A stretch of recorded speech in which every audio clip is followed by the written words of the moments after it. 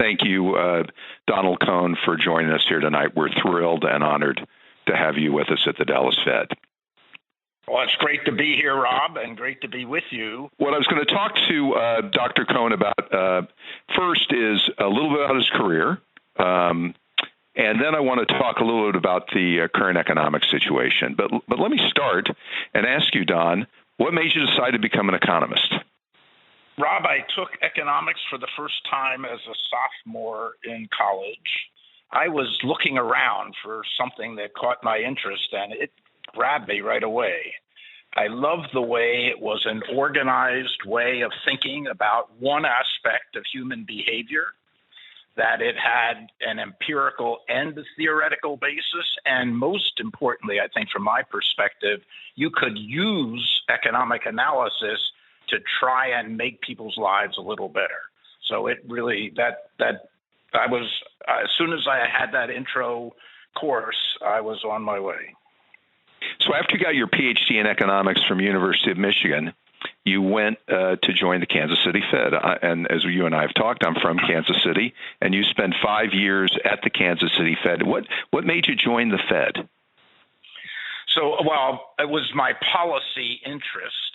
And in graduate school, I did a lot of work on international finance, but I also did work on money and banking and domestic finance. And so the Fed was where monetary policy was made, and that was very much at the top of my agenda. So that was easy.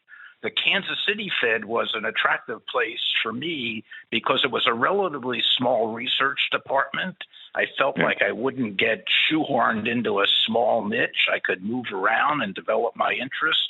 It was a very excellent research department, and one, by the way, that had sent several people to the board in Washington. So as you're about to say, I moved to the board, but I wasn't the first. Lyle Gramley did it before me. He was a governor. And head of research, and Sam Chase. And so there was a regular flow from Kansas City to the board. So you moved then, as you mentioned, in 1978, you moved from Kansas City Fed to be Chief of Capital Markets at the Federal Reserve Board. What does the Chief of Capital Markets at the Federal Reserve Board do? So there is a section of the research division that looks at muni markets, corporate markets, commercial paper markets, finance companies, the securities markets, not the ones dealing with mortgages and consumer credit, but the ones dealing with business. So I oversaw the people dealing with those issues. One of the interesting aspects of that for me was when Chrysler went bust, or was about to go bust, and the Fed and Paul Volcker was put on the Chrysler Loan Guarantee Board, he called me up and said, or my boss said to me, you know something about corporate finance, you go down and support Volcker. And that was an amazing, wonderful experience getting to know Paul Volcker. I bet. What was he like to work with, by the way? Well, he's a very smart guy, very analytic, a great policy mind, and a great memory for stuff that happened. I remained close to him up until his recent passing, and I loved discussing things with him. He remembered footnotes that he had written in Treasury papers in 1965 or something like that. So it was an education for me, an intersection with somebody who was completely devoted to public service and honored public service, and a person of absolute total integrity and of purpose. So he told Jimmy Carter, you appoint me, I'm going to do something about inflation. And his memoir, he says he called his friend after his interview with the president and said, well, he'll never appoint me. I told him what I was going to do.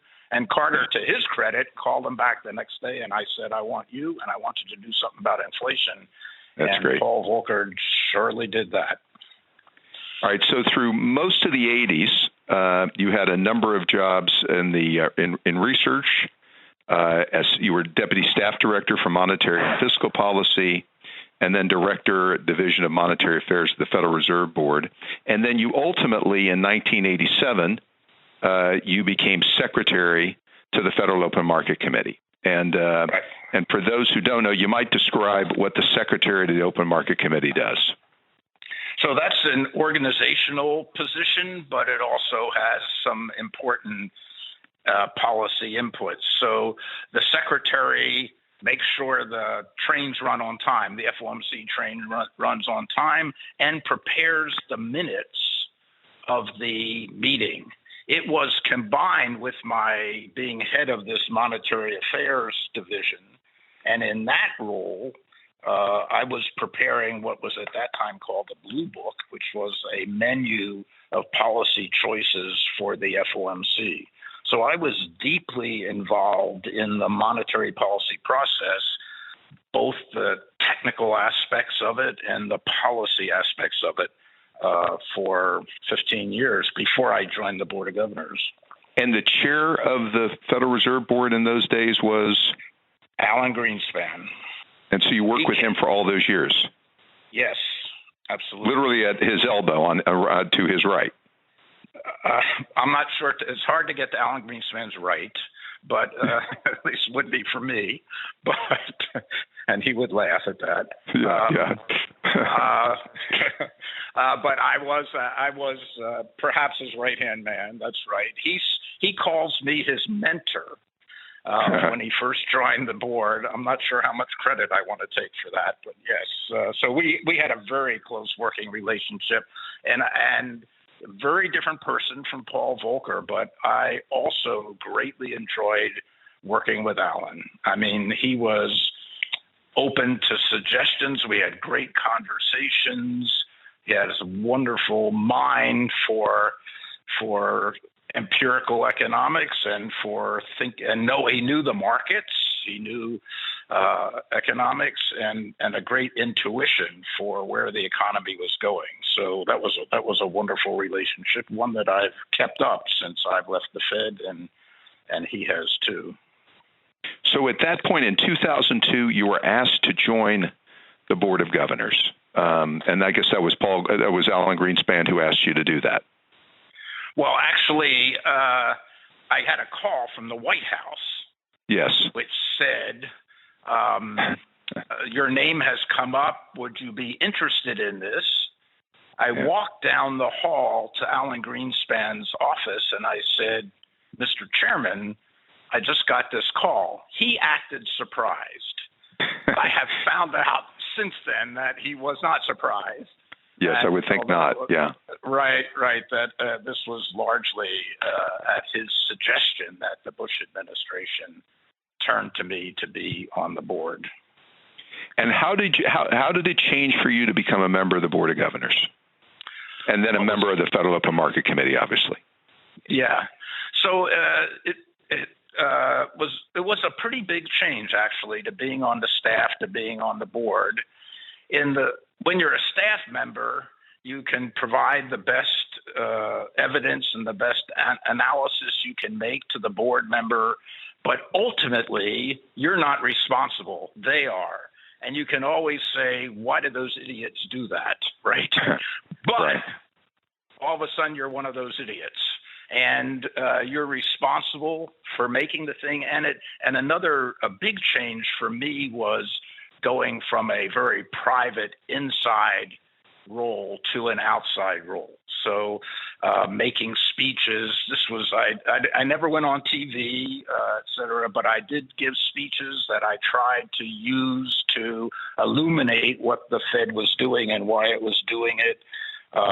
Various aspects of the research agenda as well as the economic situation. So adapting to that public role was important. I would say another thing that happened, I don't know if you found this, Rob, but on the staff, putting together like the forecast for the Open Market Committee, you were in the middle of a big discussion with a lot right. of disagreements and alternatives. And then it gets to the board members right. as a finished product.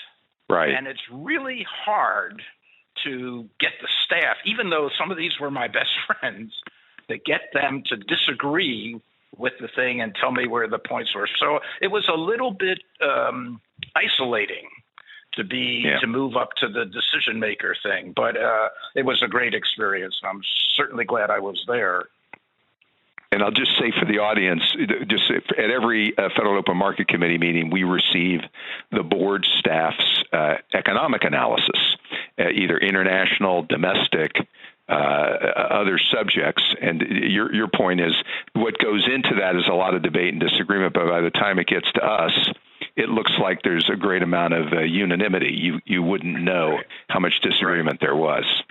Right. Yeah, that makes sense. Right. So you became vice chairman then in 2006, and that was right before the financial crisis, and you were vice chairman from 2006 to 2010. What was your experience, and how did you experience the financial crisis? Well, it was very intense, obviously, as you're finding out right now. Right. It was a 24/7 job. Don't know how many phone calls I took from Tim Geithner at 3 a.m. It was very challenging because we were facing something that hadn't happened before, and we were trying to devise an effective response. I would say so. I felt like I was all that experience you talked about that I had from 1970 through 2007. Fall 2007, when things started to break, I felt like I was bringing all that to bear, all the institutional knowledge, all my analytic training, my devotion to public policy, how to get it right, how to minimize the damage. It was very challenging and ultimately very rewarding, but it was a very, very intense time. I would say we were very lucky that Ben Bernanke was the chairman of the Fed. Not that Paul Volcker or Alan Greenspan wouldn't have been just as good, but Ben was really the right person in the right slot at the right time. Here was a guy who had studied the Great Depression and had famously said to Anna Schwartz and Milton Friedman at an event before, "We're sorry we did it, and we won't let it happen again." And so he had thought deeply about these issues and the problems in the financial sector and how they can amplify a very horrible shock to the economy. So he brought the knowledge, the historical perspective, and I would say one or two other things about his leadership style. He was very open to suggestions from anybody. So he would send out emails, which he called blue sky emails, that said, "We've got this problem in, let's say, the commercial paper market or whatever. Here are 3 or 4 ideas about how we might deal with it, but please bring me back all the suggestions you have. Let's really think about this together." And these emails went to staff as well as to board FOMC members. So. And he remained outwardly calm through this period. So he was a terrific leader. He was not afraid to act. Right, and the name of his book was "The Courage to Act." And we took a number of steps that were attacked at the time and afterwards. But he recognized what we needed to do and led us to the right place. So for the people listening, and I'm curious to get your reaction. I've only been at the Fed for now about 4.5, 5 years, but most of the time it's very orderly. Things are well scheduled. You know what's coming. You debate. It's intense. But when a crisis happens, all of a sudden you throw out everything you've been doing and it goes to 24/7, and the cadence changes seemingly overnight. And you might talk about how you experience that. Well, in this crisis, of course, it sort of began. The first hints were in 2007, and in particular, even early in 2007. Remember, in June 2007, Bear Stearns didn't folded one of its hedge funds that was involved in residential property. So you knew there was a problem coming. There were problems coming, but no one knew how serious they would be. And then in the fall of 2007, the interbank markets 2007. I haven't even gotten there yet. Oh, yeah, right. So, pardon me. Yes, keep on. Yeah, right. So both in Europe and in the U.S., the flow of funds around the banking system was disrupted. There were people began to ask questions: who has this risk? Where is the risk of this? Of the residential mortgage, the residential housing collapse going to come to rest? And we were very aggressive in supplying liquidity, both through the discount window and through open market operations through that period. So I would say it was exciting and interesting at first, and became more and more intense over time. And by the time we got to January 2008, it was pretty clear that the economy was in recession, and we had a financial market problem that was feeding back on the real economy, and we eased policy very, very aggressively. I think 125 basis points, 150 basis points over the month of January. Then Bear Stearns went down in March, and then, of course, when we got an odd part was in August at Jackson Hole, there was a sense that the economy maybe had stabilized. I remember Stan Fisher giving one of the summary talks. He was head of the Bank of Israel at the time, saying, being puzzled. Why is it we've had this great earthquake in the financial markets, but we don't seem to be seeing it in the real economy? Well, what we know now is we were seeing it in the real economy. The data were simply lagging. The third quarter was deeply negative. By the time we got to Labor Day, Fannie and Freddie had to be taken over by the government. And then, of course, a week later, Lehman failed. AIG was about to fail until the Fed made a loan and to AIG, $65 billion. And then, of course, the financial markets just froze up in the wake of the Lehman, AIG, Fannie, Freddie problems.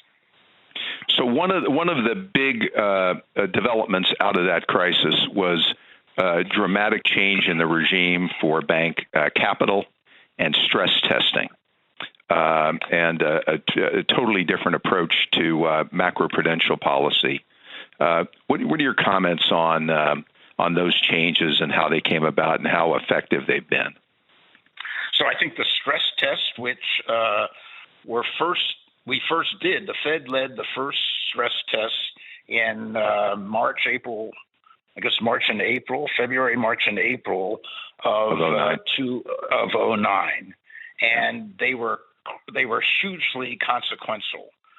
Because we stressed the banking system to a very we were already in a deep recession. We stressed it into a deeper recession. We said to the banks, you have to be capitalized to be able to continue to make loans even under this very stressful situation. The one important aspect of it was the transparency. Never before had a supervisory process the results of a supervisory process been published on a bank-by-bank basis. And I think the transparency contributed to the credibility, the fact that TARP was there to supply capital to banks that couldn't meet the capital needs or wouldn't go out into the market to meet the capital needs was critically important. But that was the turning point. And I think the stress tests and the capitalization of the higher capitalization of the banking system were a very positive outcome from the crisis.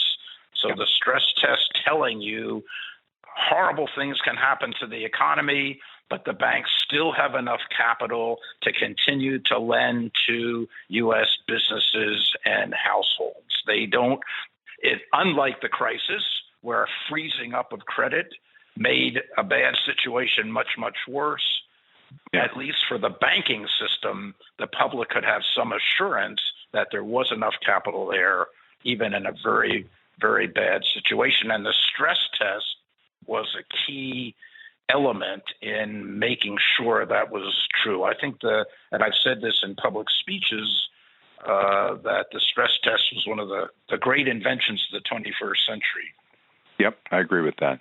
So let's roll forward to today. Obviously, we started the year thinking we were going to have in January a solid year of growth, and obviously it became clear as we headed into February that the virus from China was going to become a pandemic.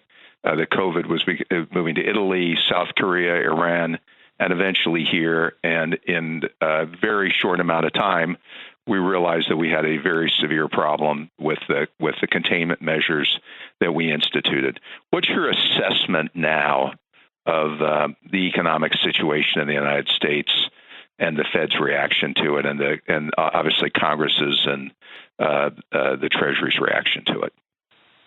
So I think the economic situation is horrible. It's dire. We've had, 25 million people file for unemployment insurance over the last 4 weeks. Yeah. This is like 15% of the workforce, and there are probably more to come. So it's just a sudden stop to a huge proportion of the economy, unlike anything we've ever experienced before, putting tremendous strain both on businesses and on households to meet their obligations. And it's nothing that arises from the economy. To bring a couple of points you made before to the fore here, going into this, the economy was in good shape. It was growing at about a 2% rate. The unemployment rate was as low as it's been in several decades. That was beginning to reach had begun over time to reach some of the lower paid workers in our society. It was fantastic. It was really, really good. And the banking system was much stronger. So everything seemed to be going well. Yes, there were elements of instability in the financial system, and the Fed pointed to them: the leverage loans of the leverage of the business corporate sector, debt, for example, corporate debt. But basically, things were running pretty well, and then this thing just slammed into it, not because of a problem with the economy, which was the case, let's say, in 1979 when Paul Volcker had to fight the inflation devil and unemployment went up to 10% and more, or in 2007, 2008, where the financial markets were broken. That wasn't true here. This came from the health side, from public health aspect. So it was quite. It's been very, very difficult, obviously, for the U.S. economy. Quite a bit of suffering in a lot of different places. But stemming from public health, not from something the economy or the financial markets may do.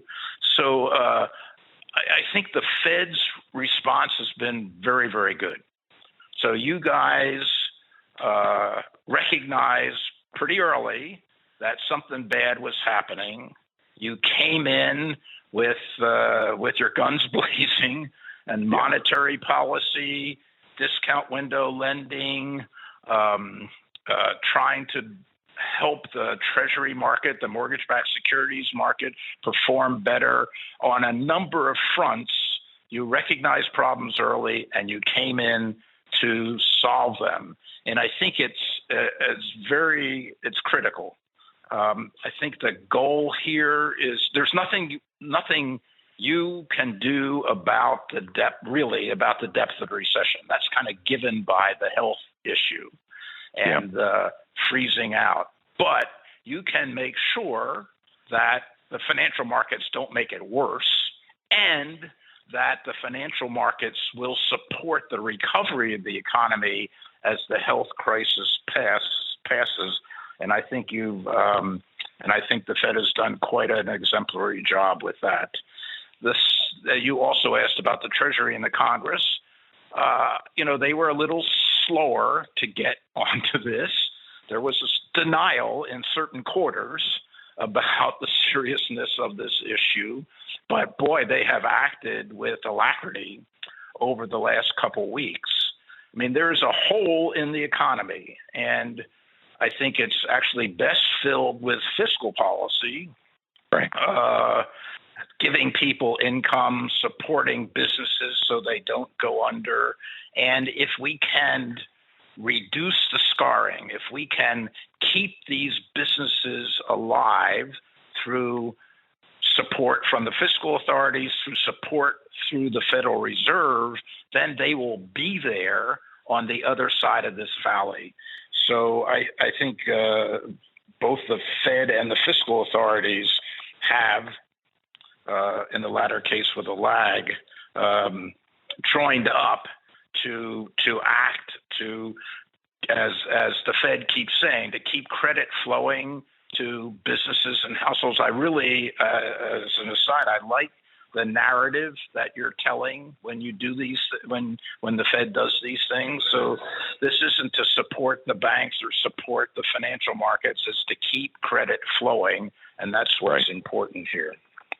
What's your biggest concern from here as we head into through this second quarter, where we're going to have a sizable contraction, and then into the third and the fourth quarter? What should be the things you're most worried about?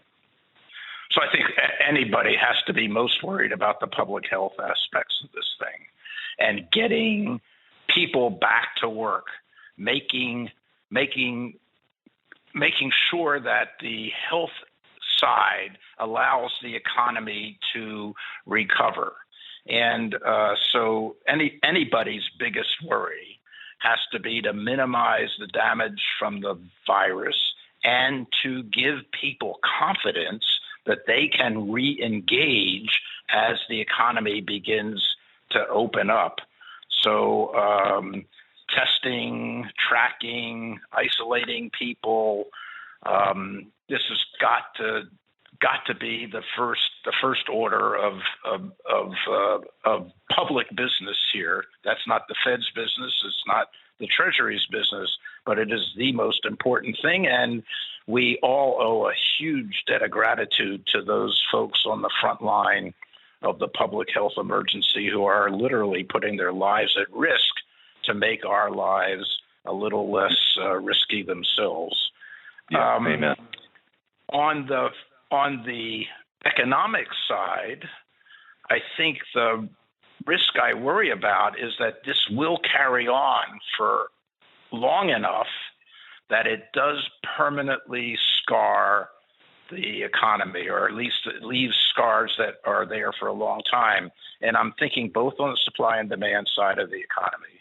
So on the supply side, will there be a pileup of bankruptcies and reorganizations that and just outright failures that mean that when the economy opens up, businesses will be constrained or might not even be there to do the business and to hire the people back that have been let go? On the demand side of the economy, I think the big concern is that the public health concerns about exposing yourself to the virus or your loved ones to the virus will make people cautious, and they will be afraid to spend, and they will think about accumulating savings and accumulating cash to protect against a reoccurrence. So I expect cautious behavior by both households and businesses on the other side of this until they're more confident that the opening up of the economy can be sustained. And that's why the public health issue, the testing, the tracking, the isolation of people is so important, because that's what's going to build confidence and allow the economy to come back again. And Mark Wynn said we're in blackout, but I have said publicly up to this point that it's the view of the Dallas Fed that we will could likely end the year with an unemployment rate still at 8 to 10%, and then spend 2021 working that down. What's the impact of having an unemployment rate that high on consumer behavior and on the economy in general, in your view? So I think I don't have a specific forecast myself, but what you just said is reasonable. I think it would make it, first of all, those people who are unemployed, obviously, and lose touch with the labor force and lose touch with the businesses they used to be employed by, it's going to be harder to put those folks back to work. This is what we saw coming out of the financial crisis. Now, right. This is a very, very different situation, but I could have some of the same effects where labor force participation drops, people have trouble reconnecting with businesses, getting their old jobs back, and that would be obviously a tragedy.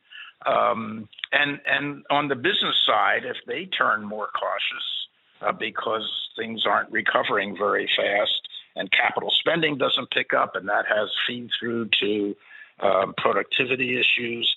So I think it's important that the Fed, the Treasury, the fiscal authorities do what they can to get the economy back moving as fast as is permitted by the public health constraints. Okay. One more question, then we're going to go to the audience questions. In the aftermath of this, it goes without saying, because of the tremendous fiscal support, we're going to have much larger annual deficits, and obviously we're going to have a dramatically larger Federal Reserve balance sheet.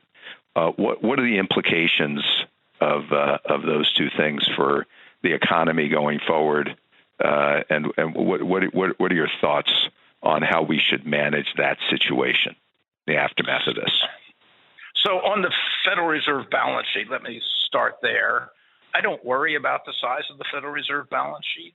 I think that you and your colleagues can make monetary policy, move interest rates around, do the purchases, large-scale asset purchases, or whatever you need to do to have effective monetary policy, whatever the size of your balance sheet might be.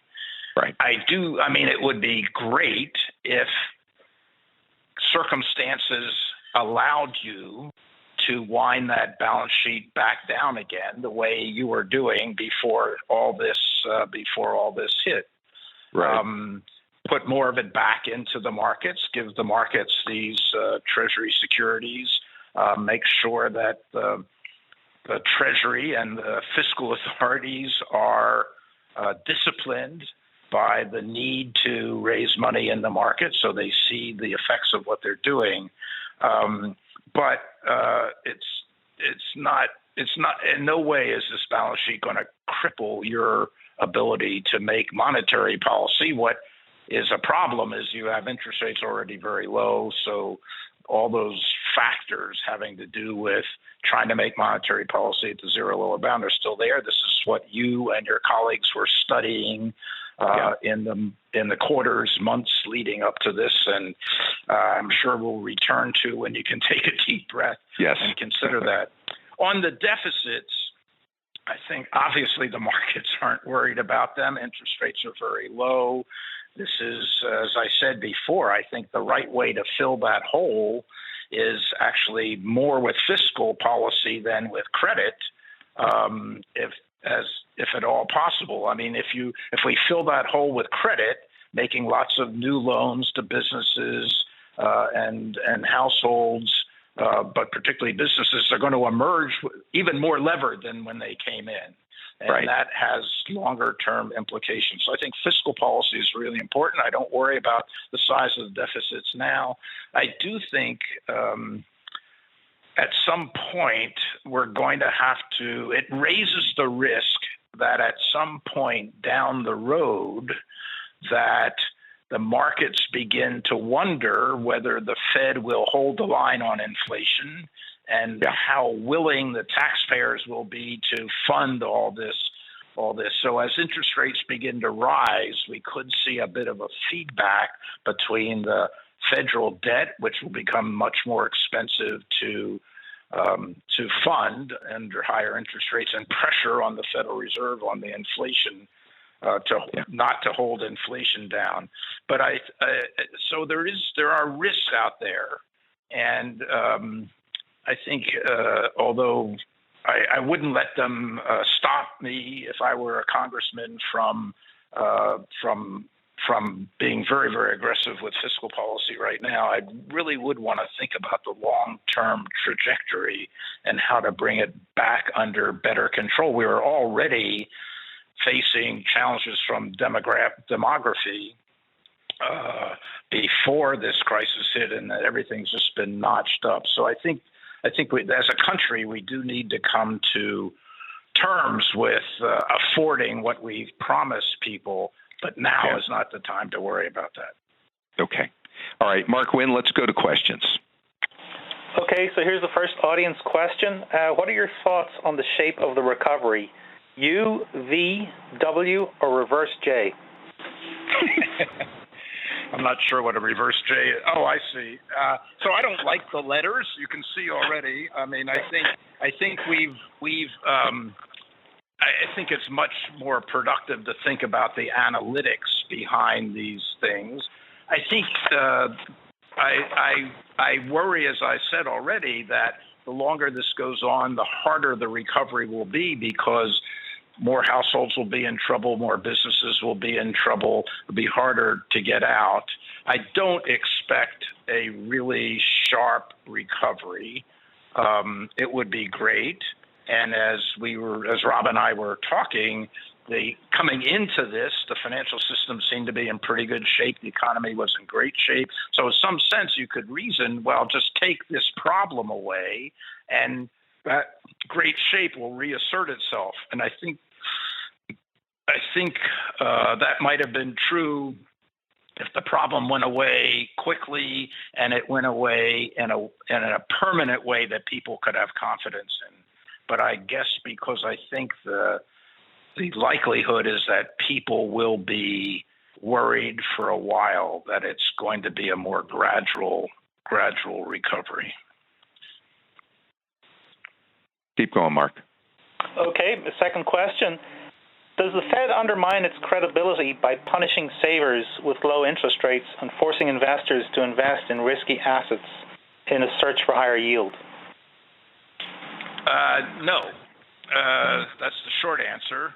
I think the Fed is doing what it was set up to do and instructed to do by the legislature in terms of maximizing employment and having stable prices. That's what those low yields are about, and about leaning against the forces in the economy that are pushing the rates down. So the Fed didn't lower these rates just because it likes low rates or it wanted to induce people to take risks. They lowered them because that the economy was dictating that in order to meet their objectives of 2% inflation and high employment, the rates had to be low. Forces outside the control of the Federal Reserve were making it do this. It is true that the low rates harm savers relative to people who are borrowing. It's unfortunate, but I think the greater good is putting people to work and making sure they can earn a living. So there is collateral damage there which is unfortunate, but I think the benefits of the low rates far outweigh the costs to savers. On the risk-taking, I think the low for long interest rates, even before this episode, do have some potential risks for financial stability. People taking risks that they're not being adequately compensated for, so-called reaching for yield, people not realizing or not recognizing that the whole rate environment is low, and they need to come to terms with that. They might have contracts, insurance companies, pension funds that were built on the expectation of higher rates. So I think it's a problem, but I think the way to tackle it is not to raise rates and put people out of work. The way to tackle it is to come from the financial stability side, to target policies at the weaknesses in the financial system and try to minimize the damage that might be done to others. Raising interest rates is, Jeremy Stein, former governor of the Federal Reserve, famously said that you could have to raise interest rate. They, quote, get in all the cracks, was his comment. So financial stability policies have a lot of holes in them. They're not well developed in the United States compared to the United Kingdom, for example, where I'm on a financial stability committee. But that's the first choice. So I think we need to, one thing to do as we emerge from this would be to think about how the financial system performed over the last 4 weeks, what weaknesses were pointed out, this illiquidity in a number of markets, including the Treasury securities market, for crying out loud, the foundation market for the global economy. What caused that? There are theories about deleveraging by hedge funds, et cetera. Figure that out and figure out policies that can target those weaknesses. Raising interest rates would be a very, very expensive way to target those weaknesses, and I would be very opposed to that. Can I ask one follow-up?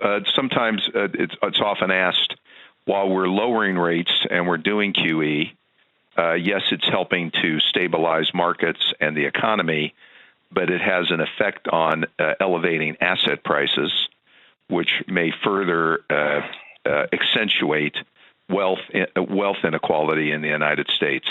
What's your reaction to that? I never bought that wealth inequality argument. So, it's true that low rates elevated equity prices. But we just had a discussion, Rob, about how it probably favored borrowers over savers.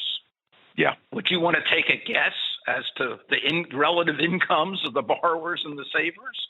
Right. I would guess the borrowers would have lower incomes on average than the savers. And secondly, it's about putting people to work. So who's going to be thrown out of work? It's going to be the people in kind of the easy jobs it is to cut back, et cetera. So I think overall, the easier monetary policy that came out of the great global financial crisis that's coming out right now might accentuate wealth inequality to some extent, though it doesn't, it just raises asset prices are a way of helping wealth and adding to spending. But I think on income inequality, it probably goes the other way. It probably helps the lower end of the spectrum more than the upper end of the spectrum. Okay. Next question, Mark. Okay, another one from the audience. What are your thoughts on modern monetary theory? Is it a useful framework for thinking about some of the issues we're currently facing? No. So I think there are useful aspects of it. So, and we were talking about them before. So maybe there was an excessive fear of deficits around before, although, as I say, I think we do need to pay attention to the long-term trajectory of the debt. I wouldn't want to ignore that entirely. But the idea behind modern monetary theory, as I understand it, which is imperfectly, is that somehow fiscal policy would target inflation and monetary authorities would just support the fiscal authorities, basically. And I think that's a fantasy. So, it takes the Congress acted with great alacrity over the last 4 weeks, but ordinarily, they're not paying any attention to inflation and whether they need to raise taxes to fight inflation. That's not going to happen. So I think you've got to have the monetary policy is a much more flexible tool and an independent monetary authority with a clear price stability and maximum employment goal, a much better instrument for achieving those price stability, maximum employment goals than fiscal policy. Okay, Mark, next question. Okay, next question from the audience. Can you explain the significance of the swap operations that the Fed has been engaged in with foreign central banks? What role have they played in stabilizing financial markets? So I think they're very important. Pressures on financial markets. The dollar is the global currency, and it is the foundation of a lot of financial markets all over the world, denominated in all kinds of other currencies. And when you have pressures on dollar markets, because there's a quite understandable flight to liquidity and safety, that flight is to dollars and to dollar markets. And when there's a shortage of dollars, that puts pressure on rates. There's a scarcity of dollars, and the Federal Reserve, quite correctly, has stepped in to supply that both in the U.S. through its open market operations, through its repo operations to make sure that those funding markets are operating well, and then through the swap network by giving dollars, exchanging dollars in foreign exchange with other central banks, giving them dollars so they can put dollars in their markets to smooth those markets. So I think the swap network was critical in 2008, 2009, 2010 towards calming the markets globally and coming out of that recession. And I think it's been really important this time also. Dollar markets, as I said, are global, and it needs basically the Fed is acting as the global lender of last resort, and we're all should be very grateful for that. Next question. Okay, next question. Can you talk a little about the work you do for the Bank of England? What are the similarities and differences with the Federal Reserve System? Would the Fed be well served to have something like a financial policy committee? So I'd be happy to. I think the U.S. would be well served by having something like the Financial Policy Committee. The Financial Policy Committee, in the wake of the global financial crisis, the Brits reorganized their regulation, and they took the regulation that had been taken out of the Bank of England in 1997, the regulation of banks and insurance companies and large investment banks, and put it back in the Bank of England, but behind in a separate piece of the Bank of England with its own oversight committee, the Prudential Regulatory Committee.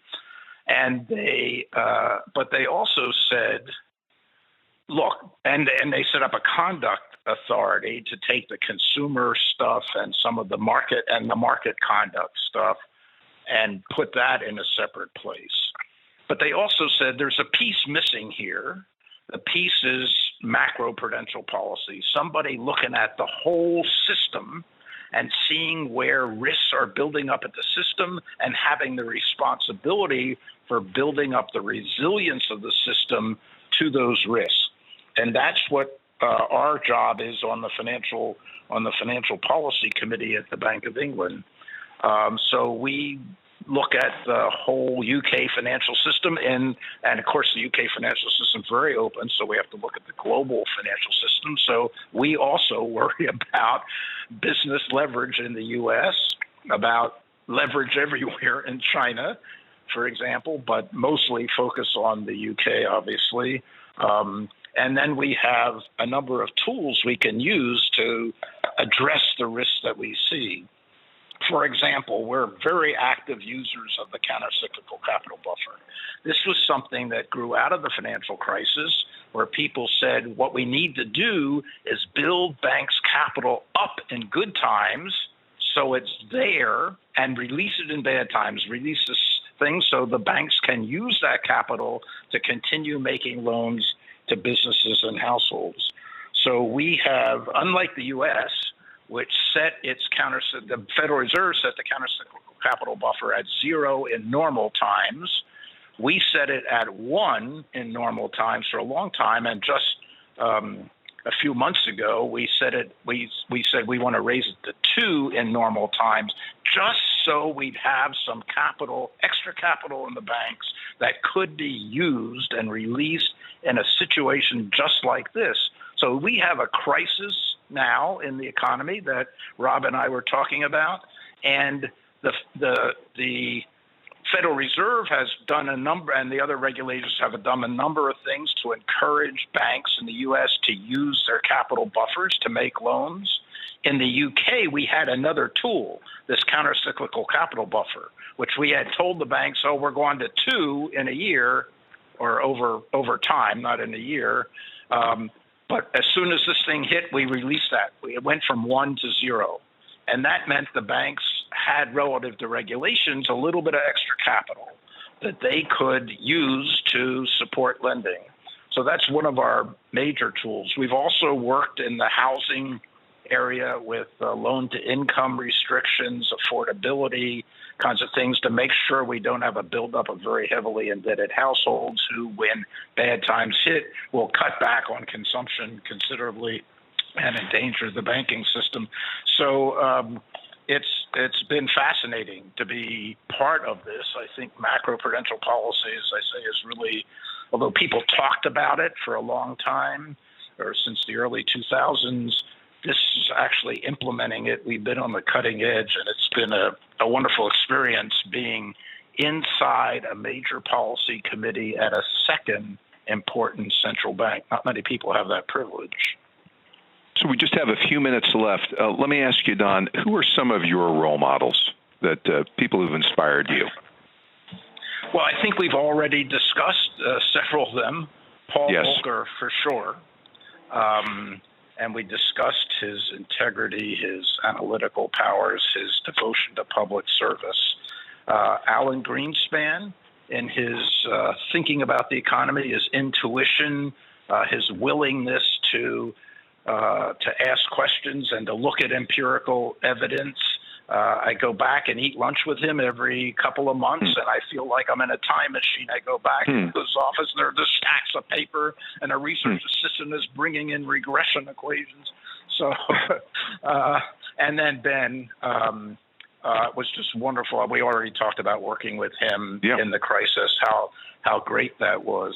So I think those are, the people that have influenced me over my career at the Federal Reserve, for sure. Okay. So, last question. We're obviously at a time of crisis here. I'm confident we're going to come through this. We have a number of people listening in tonight. Many of them are leaders in their community, either in the for-profit sector, government sector, nonprofit sector. You're someone who's been a leader in public service your entire career. What advice would you give to people in the audience who want to make a difference in their communities and in this country? What advice would you give them on what they can do to continue to make an impact on their communities and on the nation? Yeah, so I think bringing their knowledge and experience to bear on the decisions that public authorities are making is really critical. I think one of you asked a little bit about what it was like working during the crisis. One of the things that you really crave is information and the experience of people who have worked in similar situations. So I think getting involved in the public sphere is critical. Working with the health authorities, with your governors, your mayors, to evaluate how the economy can be. We've got to get this economy open, but we have to do it in a careful, measured way. The worst possible outcome, in my view, would be doing it in a way that invites, everyone's concerned about a second wave. If we get that second wave, I think the scarring will be very, very serious. So I think just working with local officials, making your judgment and knowledge known is key here. All right. Donald, thank you very much for your years of service, for your leadership, and we're thrilled and honored to have you with us here at the Dallas Fed, and we look forward to taking up on your offer to visit us again, and this next time we'll do it in Houston, Texas. Great, Rob. This has been a lot of fun, and I hope it was useful to the audience, and it's been great to talk with you. Thanks for having me on. Great to have you. Great to talk with you. Thank you again.